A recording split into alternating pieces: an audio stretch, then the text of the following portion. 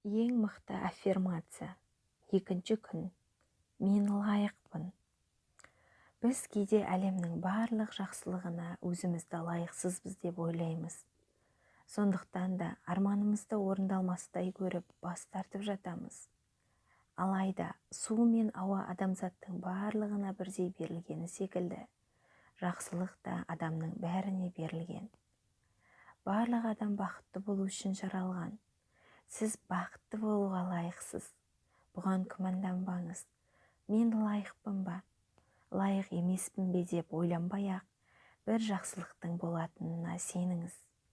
Өйткені жаратқан барлық адамға бірдей өмір сүру бақытын сыйлады. Өмірде ащы да, тәтті де болады.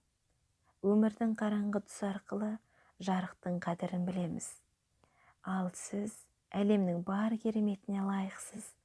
Сондықтан да еңсеңізді тік ұстаңыз. Мен лайықпын. Осы аффирмацияны күнделікті айтып жүріңіз. Сіздің өміріңізге жақсылық шақырады. Бұл аффирмацияны шексіз жалғастыра беруге болады. Мен махаббатқа лайықпын. Мен бақытты болуға лайықпын. Мен денім сау болуға лайықпын. Мен әдемі болуға лайықпын. Мен ақылды болуға лайықпын. Мен балалы болуға лайықпын.